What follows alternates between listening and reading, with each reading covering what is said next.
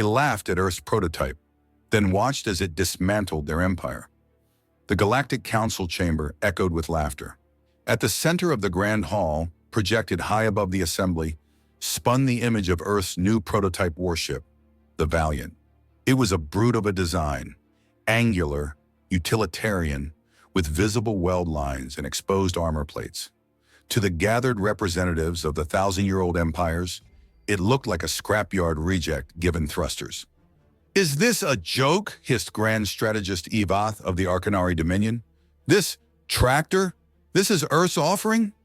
"I believe it flies by flapping its wings," snorted an Altari diplomat, his gelatinous form wobbling with mirth. At the back of the chamber, Earth's ambassador, Major Arya Cross, stood silently. She said nothing. Not when they mocked her people's science. Not when they dismissed Earth as a backward, over-ambitious child of the stars. Not even when the coalition speaker proposed placing Earth under technological stewardship. She simply watched, listened, memorized. When the session ended, Arya sent a single encoded pulse back to Earth. Phase 1, confirmed. Let them laugh. 2 weeks later, the Valiant emerged from hyperspace at the edge of the neutral zone. It looked every bit the Frankenstein ship the aliens believed it to be. But inside its armored belly, Earth had poured its soul. Adaptive combat AIs, quantum shifting armor, and the first human-built singularity core.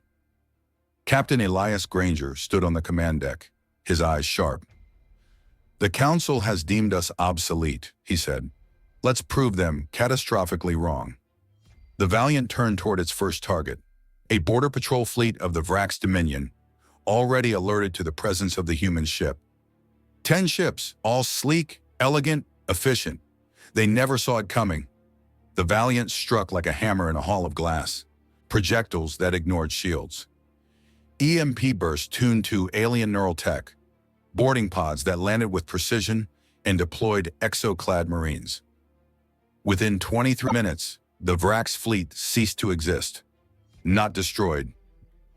Unmade. Transmission footage leaked. Worlds gasped. Strategists argued. The Galactic Council convened an emergency session. Some demanded retaliation. Others urged restraint. But none could deny the new reality. The humans weren't behind. They had just been building in silence. The destruction of the Vrax fleet wasn't just a military incident. It was a paradigm shift. The Council's worst fears had been realized. Earth had built something it shouldn't have, and worse, it worked. Still, many believed it had to be a trick. They exploited weaknesses, argued Commander Halrex of the Kalarn Axis. They can't sustain real conflict. Their prototype must be flawed, limited. So they sent a message, not of peace but of pressure. The Council dispatched the Judicator, a flagship of the Arcanari Dominion. Its captain, Velthurin, had crushed uprisings with words and wiped civilizations with a nod. His ship was a floating cathedral of war, crewed by elites. "Observe and test the Terran asset," read his orders. "Remind them of scale." The Valiant met the Judicator at the edge of the Tavel system. Captain Granger greeted the challenge with calm. "No aggression," he told his crew. "They still think we're children. Let's give them a lesson." The Judicator hailed them with formal tones, demands, threats laced with ceremony. Granger listened, then responded with a single word. "Proceed." The Judicator fired first, standard orbital displacer rounds, effective against capital ships. The Valiant absorbed the hits without return fire. Instead, its hull shimmered, shifted, adjusted. The next volley never landed. Mid-flight, the rounds vanished. Later analysis would show the Terran ship had executed a microphase inversion, a new form of reality shielding. Not theoretical, functional. Then the Valiant moved. Not toward the Judicator, through it. When the Valiant emerged on the far side, the Judicator floated, crippled, unbroken only by Terran restraint. All weapons gone, communications disabled, life support intact.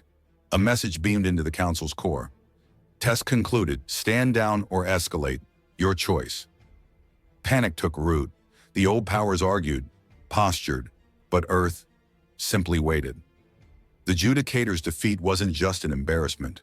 It was a seismic fracture in the illusion of superiority. Whispers turned to shouts in the council's marble halls. Factions blamed each other. Old rivalries reignited. But beneath the political firestorm, something deeper festered. Fear. Fear that Earth had outpaced them all. Fear that the council was no longer the apex. Fear that the humans weren't reckless, but ready. In the Arcanari Dominion, citizens watched leaked footage of the Judicators fall on loop. Once fed propaganda of Terran incompetence, they now stared at the smoking wreck of their invincible warship, and a new sentiment took root. Admiration. Earth fights smart, a young Arcanari student told a newsfeed. They didn't destroy the Judicator. They spared it. Others weren't so reflective. Several border systems rebelled, citing Earth's restraint as preferable to Council oppression. The Council tried to stamp them out, but everywhere they turned, their soldiers hesitated. Their systems glitched, supply chains buckled. Unknown to most, Earth had already begun its second move, the Echo protocols.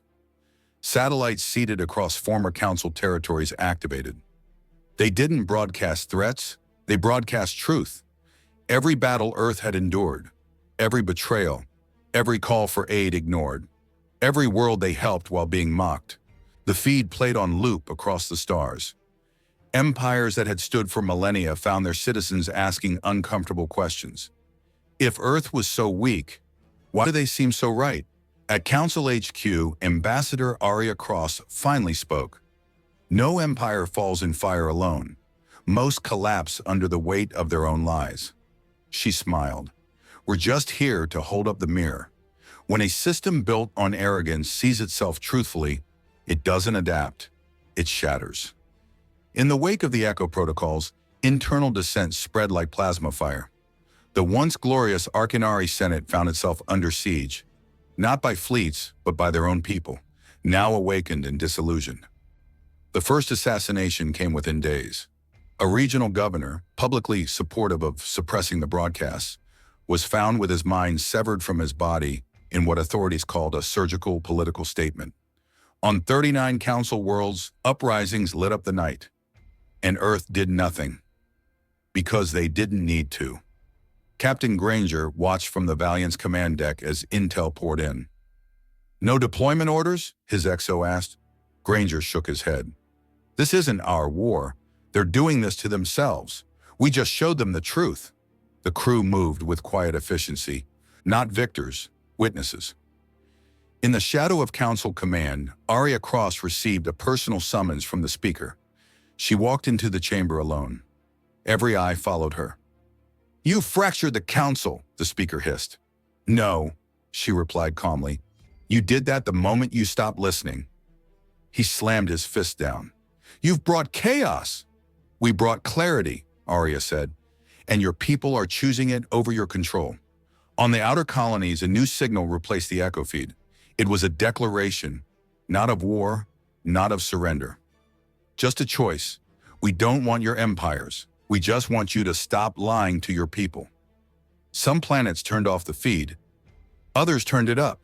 The mirror didn't just break, it became a weapon. And Earth taught the galaxy how to use it. It started in the Council's outermost spokes, smaller alliances fracturing, regional governors seceding, and entire armadas refusing to return from routine patrols. They called it a strategic pause. But Earth knew better. They were watching the slow unraveling of power held too long by fear. From her command node on Earth's lunar relay, Arya Cross received update after update, each world breaking ties, each flagship refusing to engage. She sipped her coffee slowly, watching the house of cards fold in perfect symmetry. Captain Granger received a priority feed aboard the Valiant. The Kalarn homeworld has announced neutrality, declined Council support, open to Terran discussions. He nodded. Let them come. We'll listen. We're not here to rule. His XO raised an eyebrow. What happens when the Council implodes? Granger smiled grimly. That's not our concern. The universe is watching who builds next, not who crumbles now. Meanwhile, on Varela 9, riots evolved into revolutions. Citizens stormed data towers, broadcasting full archives of council manipulation sourced from the Echo protocols. For the first time in centuries, planets began rewriting their constitutions, not under duress, but with hope. It wasn't that Earth had conquered.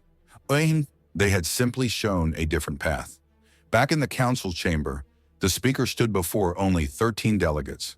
Once there had been 400. He bellowed, "We must reassert control," but no one moved. Because power, when abandoned by belief, becomes theater. And outside those grand halls, belief was shifting, planet by planet, system by system, to Earth. Not because of domination, but because Earth never needed to conquer to lead. The Speaker of the Galactic Council addressed the chamber one final time. The words echoed through the half-empty hall, bouncing off seats abandoned by frightened leaders and silenced delegates. There was no applause, only the hum of systems maintaining a facade of order. Order must be restored. The alternative is ruin, he declared.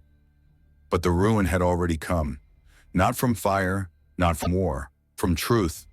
In orbit over Tau Saran, the Valiant hovered, not as a conqueror, but as a symbol. Below, the planet's former governors surrendered without resistance, seeking guidance, not punishment. Captain Granger met them with clarity. "We're not here to claim your world, but if you ask for help, we'll respond, with honesty, with expectations." They agreed. Earth's expectations were simple.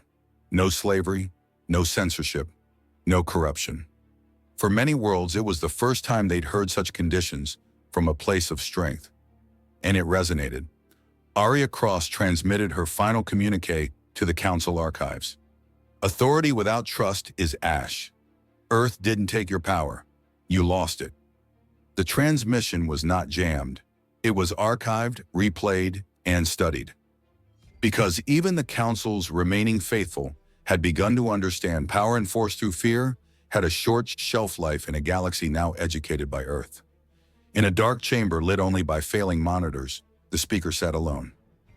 He whispered to himself, "We were gods once." A voice behind him responded, "No, you were caretakers who forgot what care meant." He turned. Aria Cross stood there, unarmed. "Are you here to gloat?" he asked. She shook her head. "I'm here to leave a message." She placed a data pad on his console and walked away. It read, "Rebuild with truth or fade with lies." The Valiant hovered above the twilight atmosphere of Drenar 6, a world once silenced by the Council's enforcement fleets. Now its cities glowed again, not with weapons fire, but with rebuilt hopes. Trade hubs buzzed, schools reopened, satellites beamed not propaganda, but unfiltered access to the galactic grid. And above it all, Earth's presence loomed, not as overseer, but as a reminder. In the command bay of the Valiant, Captain Granger observed planetary transmissions in silence. Each frequency spoke of renewal, of debate, of rebuilding. For a man trained in war, it was the most alien language of all. "We've done enough," his XO remarked. "Time to go home?" Granger shook his head. "We don't lead this. We just showed them how to begin." Across star systems, humans became mentors, not rulers. Engineers helped rebuild shattered reactors. Biologists revived dead ecosystems. Even soldiers became advisors to new planetary defense coalitions, always with one standing rule: never again control, only empower. Aria Cross sat in a think tank council on Talari Prime, watching a spirited debate among alien students. Earth's restraint wasn't weakness, one said passionately. It was the only kind of strength that lasts. Aria didn't speak. She only smiled. Giants had walked through fire, wielded fury, and still chosen peace. Now the galaxy walked behind them, not in chains but in admiration. Earth would never be forgotten. Not because it ruled, but because when given every reason to do so, it chose not to. On Meridian 5, a planetary conference assembled, the first interstellar summit unaffiliated with the old council. Leaders from 24 liberated systems met under one unified goal: prevent another galactic hegemony from ever rising again. Earth didn't lead the conference. They facilitated it. Ambassador Arya Cross stood at the back of the hall, arms folded, listening as alien voices debated territorial reform, education access, and shared technology rights. None bowed, none begged, and none feared. That was the blueprint Earth had offered: lead without control, guide without chains. Back aboard the Valiant, Captain Granger oversaw deployment of Terran aid modules, self-sustaining habitats capable of terraforming and rapid medical response. The crew worked tirelessly, driven not by orders, but by belief. In the command briefing room, a young officer asked, "Why help so much when they once mocked us?" Granger looked up. "Because what they were isn't who they're becoming, and what we are is who we chose to be when no one was watching." The blueprint was not a document. It was a living ethic. One species refusing the crown. One planet showing that might, when restrained, becomes hope. On a former war-torn world, a child asked their parent, "Why don't humans conquer us?" The answer came softly, "Because they remember what it's like to be overlooked." And in that answer, the future shaped itself. Not in fire, but in promise. Peace, as Earth learned early, is not the absence of war.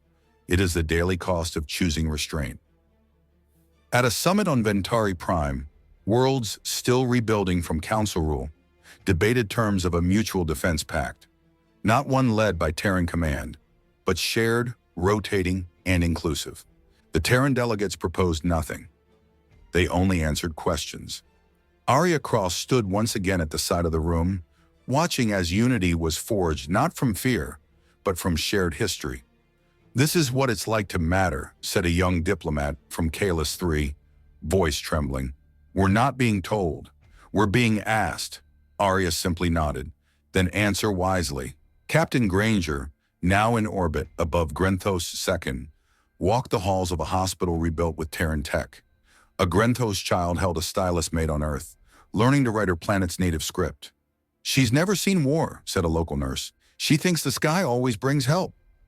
Granger paused, then whispered, "Let's keep it that way." The price of peace was vigilance. The price was patience. It was turning away from vengeance when opportunity offered it. Earth had learned to burn, but now it taught the stars to rebuild. Not through orders, but through presence.